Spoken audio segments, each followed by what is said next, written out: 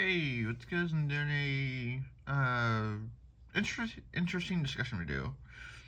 So I'm gonna go over the Final Fantasy commanders and discuss what implications I could have with those with the horse cards. So it's gonna be kind of like a horse discussion. And yeah, you guys can see the price of the cactus dude right there. Yeah. Those are pre-sale prices, which is crazy. But yeah, so that's what this video will be about. So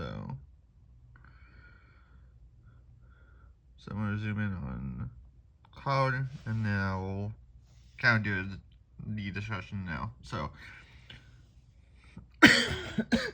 sorry. So Cloud has whenever it enters, attach up to one target equipment you control to it. So, and then whenever Cloud attacks, draw a card for each equipment at each equipped attacking creature you control. Then Cloud has 7 more power, create 2 treasure tokens. So, essentially, he relies on equipments, which is kind of, or which is basically like dog meat was for Fallout. And so, I think he has potential with horses to be pretty interesting. Because I can equip the horses with different things and be able to attack and get, draw a card for each equipped creature, and then that can let me refill my hand and then be able to cast more things during main phase 2. So, yeah. So there's Cloud. Now, Terra is an interesting one as well. So at the beginning of combat of your turn, mail 2 cards, Terra gains flying until end of turn. Whenever she deals damage to an opponent or to a player, you may pay 2 when you do, return target creature with 3 or less from your graveyard to battlefield tapped.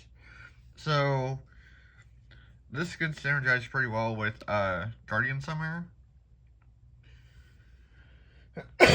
And so that was kind of my thought whenever I was reading that. I was like, that actually works pretty well with the new Summary. So I had to see what happens, but that was kind of my first thought. Was like, it might actually be pretty good with horses, because I can run haste things, some horses, for indestructible, that type of stuff, and then Costa Bronco, depending on what high CMC cost is in this deck. Costa Bronco could be actually potentially just insane as well. So this has a lot of potential for horses to be pretty good in this deck. So let's move on to Titus. Sorry. So at the beginning of combat on your turn, you may move a counter from target creature you control onto another second, or onto a second target you control. So being green, white, blue, this actually makes sense. And then one or more creatures you control with the counter on them deal damage. You may draw a card and then proliferate. So this could be potentially another good commander as well, for the horse deck, because I have Doubling Season and Parallel Lives. Doubling Season would be more the one to double the counters, but Parallel Lives is also really good to make more tokens and stuff like that. So and depending on what else is in here, this could be another really strong commander for the horse deck to use, just because it has blue, white, and green, and then also the effect to move a counter, or like it says here. And so it has potential to be a really pretty strong commander for the horse deck. With other things that's will probably in this deck as well. So yeah. And then for the final one, um, I I can never pronounce her name, but yeah. So she's a cat warlock. Basically has vigilance. At the beginning of end step of each end step, if a player lost 4 or more life this turn, you draw a card, which is pretty good. And with Costa Bronco, that makes this really easy.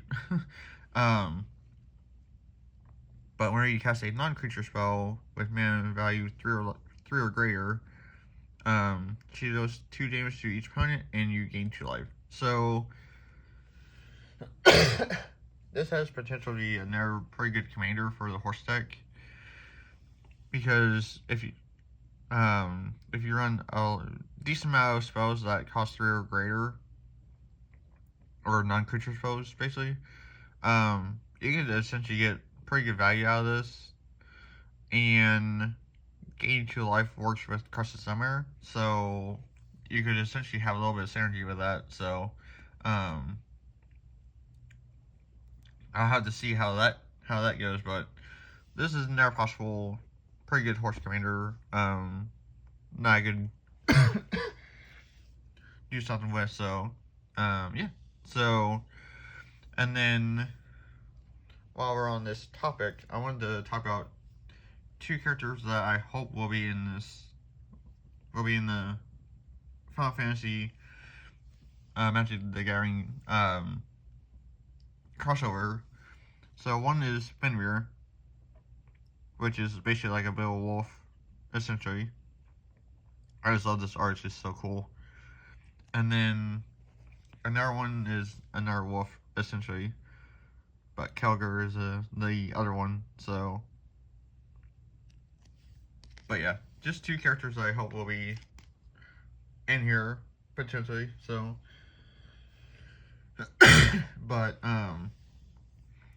yeah. So that's basically it for the video. I'm glad I got my pre-orders in when I did, because the 4-pack decks, 4-pack decks are basically sold out. Same with the gift bundle. So yeah, I'm glad I locked those in when I did. And yeah, I'll just have to do testing, or a lot of testing around summertime with these different commander decks, and see what happens with results. So yeah, so thank you for watching, and I will catch you all in a later video. There goes.